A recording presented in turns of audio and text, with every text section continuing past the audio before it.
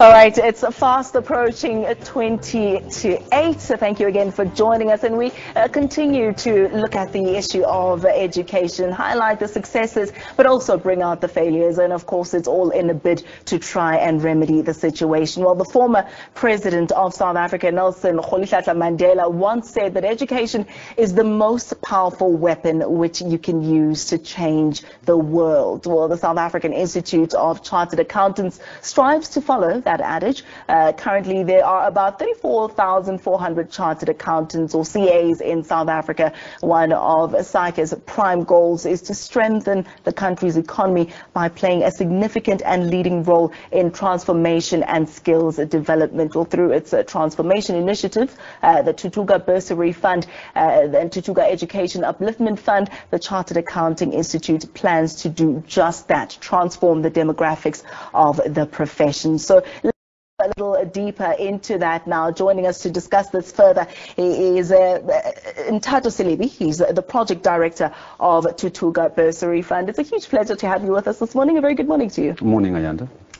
Just taking a look at some of the statistics, 20 years into democracy, great strides have been made in making sure that we do have a fair representation of previously disadvantaged South Africans entering the field of accounting. But a lot more still needs to be done, wouldn't you say? A great deal more needs to be done, because when you look at qualifying a chartered accountant, you're talking a span of 7 years at least.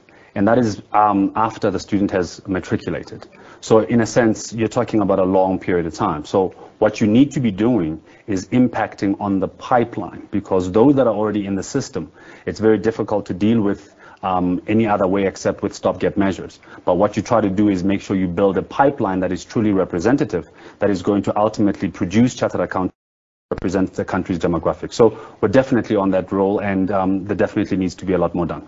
How do you do that, though, when there's still that myth that prevails that people of color have a predisposition to just have issues with numbers? How do you change the psyche? I think one of the great things about the Tutuka Bursary Fund in particular is that we have a lot more role models that are coming from those communities, students who are coming from poor backgrounds, who are coming from rural backgrounds, that are able to stand up and say, I've done it. And that in itself is beginning to change the mindset.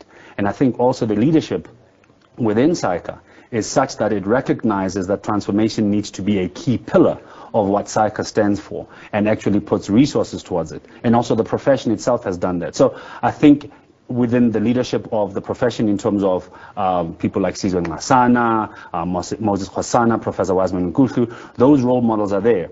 But we also have younger role models who have just qualified, and they are beginning to change people's attitude and beliefs around the fact that people of color aren't predisposed to doing numbers, because we certainly are. Do you think it's a fear that we've placed on ourselves? It's something that we've continued to enhance knowingly and unknowingly.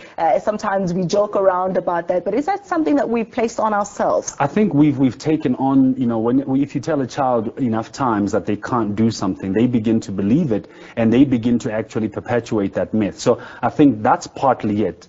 Unfortunately, some of the structures within our society, institutionally, education, that are supposed to help debunk those and help us go beyond those, haven't necessarily been there, but they're starting to be there. Let's talk about some of the ways that you try and remedy that situation. The work of Tutuka Bursary Fund. The work of Tutuka Bursary Fund is vast. We are in all 9 provinces of the country. We recruit students who have at least % in mathematics, who are interested in becoming chartered accountants, who are interested in the world of business. And what we do is we provide them with a bursary that takes care of everything as far as their studies and the costs are concerned. And they go into a program that allows them to flourish, if you will, because we've taken care of accommodation, meals, books, etc. But we also provide them with academic support and non-academic support that ensures the fact that the student only concentrates on one thing, and that is their studies.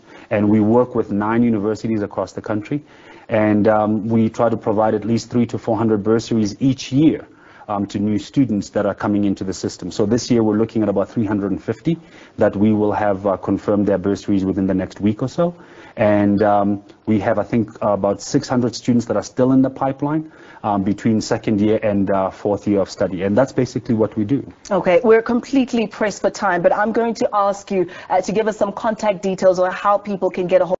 So emphasizing that this is not instant gratification. It's a long 7-year career of studies if you want to qualify. So give us some details and also a bit of encouragement. Our website, www.saica.co.za, is the easiest and quickest way to find us. Otherwise, you would call our contact center, which is 011 621 6600.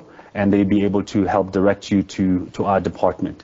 And I think for scholars out there, it's important to understand planning is key, and actually committing yourselves to a plan that is 7 to 10 years long in terms of starting and building your career is crucial. And if you do that, you're certainly on the right path.